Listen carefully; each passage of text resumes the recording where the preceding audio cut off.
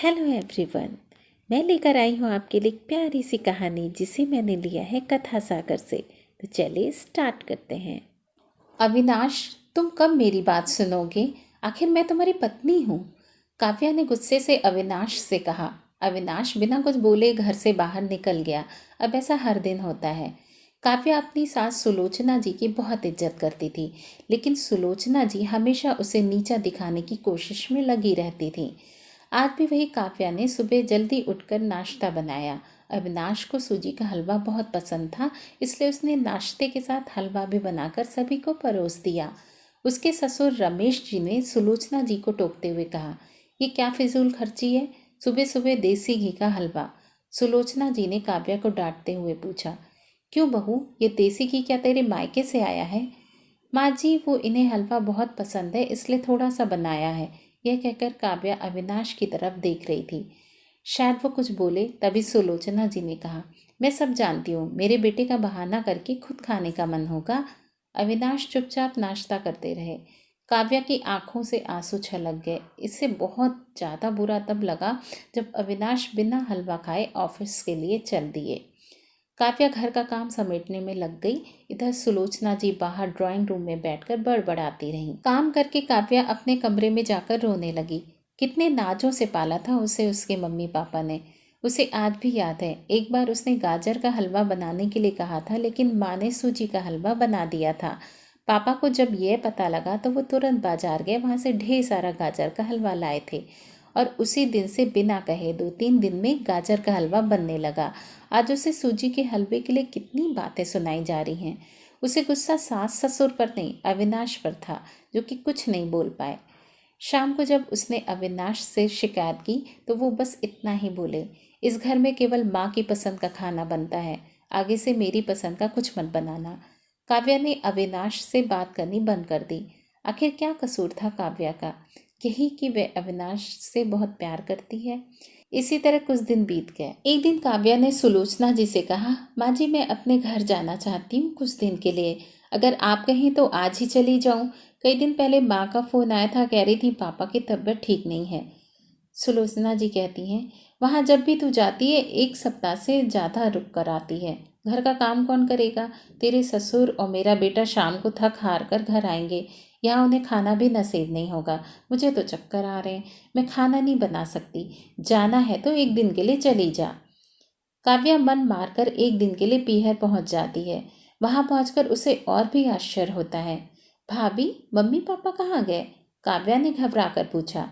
उन दोनों का घर में मन लगता ही कहाँ है, तीर्थ पर गए हैं, न जाने कब आएंगे। वैसे तुम कितने दिनों के लिए आई हो? क्योंकि मुझे भी तो पीहर जाना है। संगीता भाभी का यह व्यवहार देखकर काव्या चौंक गई। क्या ये वही भाभी हैं जो उनसे बहुत स्नेह करती थी? काव्या सोफे पर बैठी सोच रही थी। अच्छा, वो जो भैया ने मकान के पेपर साइन करा लिए थे, मैंने अपना हिस्सा छोड़ दिया था। शायद उसी साइन के लिए मेरे से प्यार जताया जा रहा था। काव्या उठकर खड़ी हो गई। भाभी, मुझे कुछ काम याद आ गया है, मैं फिर आऊंगी, कहकर वह तेजी से घर से बाहर निकल गई।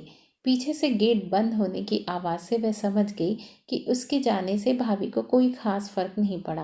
भारी कदमों से चलते हुए वह मंदिर पहुंच गई, क्योंकि शाम से पहले यदि ससुराल जाती तो सुलोचना जी उससे कई सवाल करती। मंदिर में जाकर उसने भगवान के दर्शन किए, बस ना कुछ मांगा ना कुछ बोला। भगवान के चरणों में शीश नवाकर वह बाहर आकर बैठ गई। तभी सामने के पेड़ के नीचे उसे अपने माता पिता बैठे दिखाई दिए। काव्या भागकर उनके पास पहुंची। काव्या को देखकर उसकी माँ रोने लगी। बेटी, तू यहाँ कैसे? पापा ने पूछा। वो छोड़िए, ये बताइए आप यहाँ कैसे? आप तो तीर्थ यात्रा पर गए थे। काव्या के सब्र का बांध टूट गया। उसकी आंखों से आंसू बह रहे थे। बेटी, तेरी भाभी ने तुझसे झूठ बोला है। बिजनेस में पैसा लगाने के लिए तेरे भैया ने मकान अपने नाम करा लिया। मकान के कागज गिरवी रखकर साहूकार से कर्ज ले लिया। उसके बाद हम बोझ बन गए, हमें घर से बाहर निकाल दिया। पापा, अब क्या होगा? काव्या ने रोते हुए पूछा। बेटी, तू चिंता मत कर, हम कहीं वृद्धा आश्रम में चले जाएंगे। तू अपने ससुराल जा, वहाँ किसी को यह बात मत बताना। अपने माँ बाप को इस हाल में देखकर वह उन्हें अपने साथ ले जाना चाहती थी, लेकिन जहाँ उसकी कद्र नहीं, वहाँ माँ बाप की क्या इज्जत होगी। भारी मन से काव्या ससुराल की ओर चल दी। आज उसे अपने लड़की होने पर अफसोस हो रहा है। काश वो अपने माता पिता के लिए कुछ कर पाती। घर आकर उसने बहुत मुश्किल से घर का काम निपटाया। उसके बाद अपने कमरे में जाकर गुमसुम बैठ गई। उसकी आंखों से आंसू बहे जा रहे थे। अविनाश अपने ऑफिस के काम में लगे हुए थे। जब वे सोने आए तो काव्या से पूछ बैठे, क्या बात है, आज फिर माँ की कोई बात बुरी लग गई जो आंसू बहा रही हो? काव्या अपने को रोक नहीं पाई और उसने रो रो कर सारी बात अविनाश को बता दी। क्या माँ पिताजी को यहाँ ले आए? वे इस उम्र में कहाँ जाएंगे? अविनाश ने कोई जवाब नहीं दिया और करवट लेकर सो गए। इस बात से काव्या को बहुत गुस्सा आया। आज से मैं भी इनके माँ बाप की सेवा नहीं करूंगी, देखती हूँ कौन इनकी सेवा करेगा। रोते रोते काव्या सो गई। 2-3 दिन बीत जाने पर उसकी चिंता बढ़ती जा रही थी। एक दिन वह सब्जी लेने के बहाने उसी मंदिर में पहुंची, लेकिन उसके माता पिता वह नहीं थे। पंडित जी, यहाँ मेरे माता पिता उस पेड़ के नीचे बैठे थे, कई दिन से उनका कुछ पता नहीं है। तुम्हारा नाम काव्या है क्या? पंडित जी के मुँह से अपना नाम सुनकर काव्या ने पूछा। जी हाँ, लेकिन आपको कैसे पता? तुम्हारे माता पिता ने यह पता दिया था और कहा था वे अब यहाँ रहते हैं।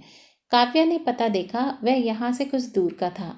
काव्या ने मंदिर के बाहर निकलकर ऑटो रिक्शा किया और उस पते पर पहुंच गई। दरवाजा खटखटाया तो एक लड़की निकल कर आई। यहाँ का पता मुझे पंडित जी ने दिया है, काव्या बोली। आप काव्या दीदी हो? अंदर आ जाओ। काव्या को कुछ समझ नहीं आया। वह अंदर गई तो देखा उसके माता पिता सोफे पर बैठे थे। काव्या उन्हें देखकर रोने लगी। बेटी, अब क्यों रो रही हो? तेरे कारण हमें यह मकान मिल गया। काव्या आश्चर्य से उनका चेहरा देखने लगी। लेकिन माँ पापा, आप यहाँ कैसे, और ये लड़की कौन है? तब उसकी माँ ने कहा, बेटी तुझे याद है, तेरी शादी के बाद तेरी सास ने 40 लाख की डिमांड की थी। दामाद जी को बिजनेस खोलना था, इसलिए तेरे पिता ने उनकी डिमांड पूरी कर दी थी, जिससे कि तू सुखी रहे। जब तू हमसे मिलकर गई, अगले दिन दामाद जी आए। उन्होंने तेरे पापा के पैसे लौटा दिए, क्योंकि उन्होंने कोई बिजनेस शुरू नहीं किया था। तेरे पापा ने मना भी किया, लेकिन वे माने ही नहीं। उसके बाद उन्होंने प्रॉपर्टी डीलर से मिलकर 2 दिन में ये मकान खरीद दिया। साथ में 5 लाख रुपए बच गए, जिससे उन्होंने ये लड़की नौकरी पर रखवा दी, जो हमारी केयर करेगी। लेकिन माँ, उन्होंने मुझे तो कुछ नहीं बताया। काव्या की आंखों से आंसू बह रहे थे। वे रोते हुए वहां से अपने घर आ गई। घर आकर वे सोच रही थी, अविनाश ने कभी उसके लिए आवाज़ नहीं उठाई, लेकिन मेरे माता पिता के लिए इतना कर दिया जो कोई सगा बेटा भी नहीं कर सकता। रात को उसने अविनाश से पूछा, आपने ऐसा क्यों किया? अगर माँ जी को पता लग गया तो क्या होगा? अविनाश का जवाब सुनकर काव्या रोने लगी। अविनाश ने कहा, जैसे तुम्हारे लिए ये माता पिता हैं, वैसे मेरे लिए भी तो वो माता पिता हैं। मैंने पैसे लेते समय ही सोच लिया था कि एक दिन ब्याज के साथ सारे पैसे लौटा दूंगा, लेकिन जब बिजनेस शुरू नहीं हो पाया तो मैं इन पैसों को अपने पास रखकर सही समय आने का इंतजार कर रहा था। अगर मैं तुम्हारे माता पिता को अपने घर ले आता तो उनका आत्मसम्मान एक दिन उन्हें धिक्कारता। बेटी के घर वे रहना पसंद नहीं करते, वे अपमानित ना हो, इसलिए मैंने ये सब किया। अविनाश, मुझे माफ़ कर दो प्लीज़, आज तक मैं तुम्हें गलत समझती रही। तभी पीछे खड़ी सुलोचना जी बोली, बेटी वह पैसे हमने उधार लिया था, वह तुम्हारे पिता की अमानत थी। मैंने और अविनाश ने पहले ही फैसला लिया था कि ब्याज के साथ तुम्हारे पैसे लौटा देंगे। अब चल सो जा, सुबह टाइम पर नाश्ता नहीं बना तो अच्छा नहीं होगा। उसकी बात सुनकर काव्या, अविनाश और सुलोचना जी जोर से हंसने लगे। आशा करती हूँ कि आपको ये कहानी बहुत पसंद आई होगी। मेरे चैनल पे और भी मोटिवेशनल और इंस्पिरेशनल कहानियाँ हैं जिन्हें आप देख सकते हैं। तो मिलती हूँ आपसे नई कहानी के साथ, तब तक के लिए be happy and stay healthy.